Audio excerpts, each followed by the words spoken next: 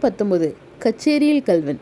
மகாஸ்ரீ மககன பொருந்திய முத்தைய பிள்ளை அவர்கள் 4 ஜூலை 20 புதன்கிழமை ராத்திரி 11 மணிக்கு உம்முடைய வீட்டுக்கு விஜயம் செய்வார்கள். அவர்களை தக்கபடி உபசரித்து வரவேற்பதற்கு சித்தமாய் இருக்க வேண்டியது. கொஞ்சமாவது அலட்சியமாய் இருப்பதாய் தெரிந்தால் கடுமையான சிச்சை அனுபவிக்க நேரிடும். இம்மாதிரி கடிதங்கள் அந்தந்த தாலுக்காவில் உள்ள 50-60 பெரிய மனிதர்களுக்கு ஒரே நாளில் கிடைத்தன. கடிதம் பெற்றவர்கள் கதிகலகி போனார்கள். அந்த செய்தி வாய்மொழியாக தாலுகா முழுவதும் பரவிற்று. ஜனங்கள் அடைந்திருந்த பரபரப்பை சொல்லி முடியாது. குடித்தனக்காரர்கள் வீட்டு கதவுகளுக்கு இரட்டை தாழ்பால்கள் போட ஆரம்பித்தார்கள். இரும்பு பெட்டிகளை இழுத்து இழுத்து பார்த்து பூட்டினார்கள். அநேகம் பேர் தலைமாட்டில் பெரிய தடியை வைத்து கொண்டு தூங்கினார்கள். ரொம்ப பெரிய மனுஷர்கள் சிலர் துப்பாக்கி லைசன்ஸுக்கு விண்ணப்பம் போட்டார்கள். வேறு சிலர் வஸ்தாதுகளுக்கு சம்பளம் கொடுத்து வீட்டில் வைத்து கொண்டார்கள். சிலர் தாங்களே சிலம்பம் பழக தொடங்கினார்கள். ராத்திரியில் வீதியில் நாய் குரைத்தால் தீர்ந்தது. அன்றிரவு ஊரில் யாருக்கும் தூக்கம் கிடையாது. சாலைகளில் அஸ்தமித்த பிறகு பிரயாணம் செய்வது அநேகமாக நின்று போயிற்று.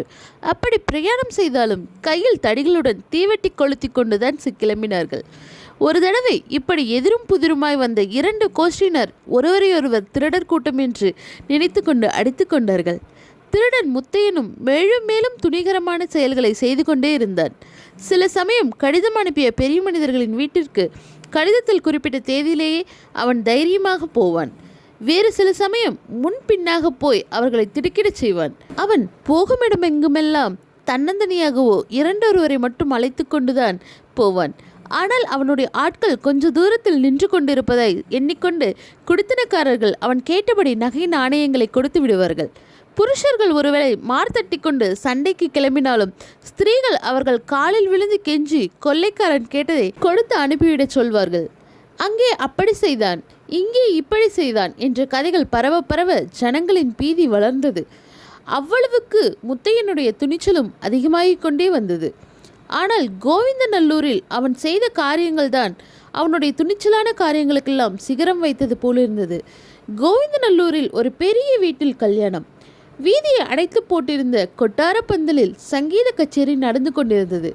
இரவு சுமார் 8 மணி இருக்கும். கேஸ் லைட்டுகள் கண்ணை பறிக்கும்படியான பிரகாசம் அளித்தன. புருஷர்களின் கைவிரல்கள் மோதிரங்களும் ஸ்திரீகளின் காது கம்மல்களும் காந்த விளக்கின் வெளிச்சத்தில் டால் வீசின.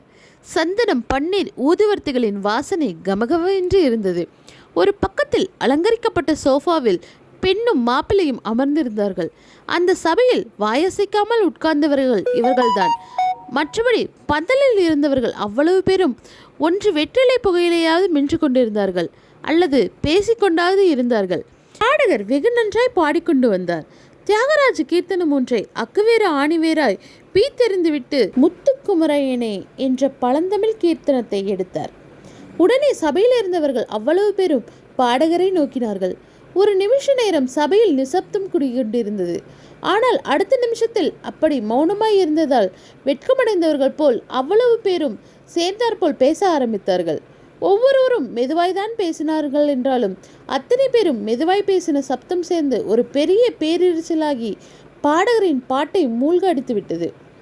அவர்கள் அவ்வளவு பேரும் பேசின விஷயம் ஒன்றே ஒன்றுதான். அது முத்தையனின் விஷயம்தான். இப்படி எல்லோரும் முத்தையனை பற்றியே பேசினார்கள் என்றாலும் அவர்களின் 2 பேருடைய பேச்சை நாம் முக்கியமாக கவனிக்க வேண்டியது இருந்தது. அவர்கள் நமக்கு ஏற்கனவே அறிமுகமானவர்கள். ஒருவர் பூங்குளம் தர்மகர்த்தா பிள்ளை, இன்னொருவர் சாக்ஷாத் திருப்பரங்கோயில் மடத்து கார்வார் சங்கு பிள்ளை. அந்த பயலுக்கு நம்மூர் தானே, பாளையத்திலிருந்தே ரொம்ப துஷ்டன். நான் அப்போதே சொல்லியிருக்கேன், இந்த பயல் பெரியவனாய் போனால் தீவட்டி கொள்ளையடிப்பவன் என்று என்பதாக தர்மகர்த்தா பிள்ளை கூறினார். நான் சொல்கிறேன் கேளுங்கள். எல்லாம் இந்த போலீஸ்காரர்களின் கையாளாகத்தனம்தான். இவனை நான் நல்லா உதைச்சு போலீஸ் ஸ்டேஷனில் கொண்டு விட்டேன். போலீஸ்காரர்கள் கையாளாகாமல் அவனை தப்பிச்சுக்க விட்டுவிட்டார்கள் என்று கார்வார் பிள்ளை சரடு விட்டார். ஆமாம், போலீஸில் கூட அவனுக்கு யாரோ உடந்தை, அதனால்தான் அவனை இதுவரையிலும் பிடிக்கவில்லை என்கிறார்களே என்றார் தர்மகர்த்தா.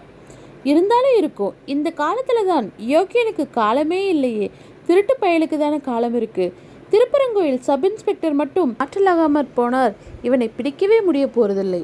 இப்போ எங்கிட்ட மட்டும் போலீஸ் அதிகாரத்தை கொடுக்கட்டும், ஒரு நடியில் பிடிச்சு தரேன். இந்த நிமிஷம் அவன் எங்கே இருக்கான்னு எனக்கு தெரியும்.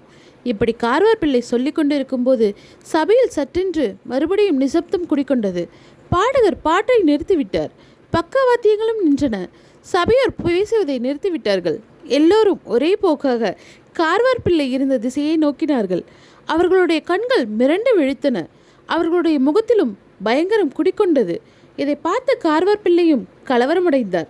எல்லோரும் தம் தலைக்கு மேல் நோக்குவதை பார்த்து அனைவரும் தலை நிமிர்ந்து பார்த்தார்கள். அந்த க்ஷணத்தில் அவருடைய உடம்பு சொட்ட வியர்த்து விட்டது. ஏனெனில் அவருக்கு பின்னால் கண்மூடி அணிந்து ஒரு உருவம் கையில் கத்தியுடன் நின்று கொண்டிருந்தது. ஐயோ என்று ஒரு கூச்சல் போட்டார் சங்குப்பிள்ளை. எழுந்து ஓட ஆரம்பித்தார். அடுத்த கணத்தில் பந்தில் இருந்த அவ்வளவு பேரும் எழுந்தார்கள். நாலாபுறமும் சிதறி ஓடினார்கள். விளக்குகள் விழுந்து உடைந்தன. குழந்தைகள் அழுதன. ஸ்திரீகள் கூச்சலிட்டார்கள். அல்லோல கல்லோலமாய் போய்விட்டது.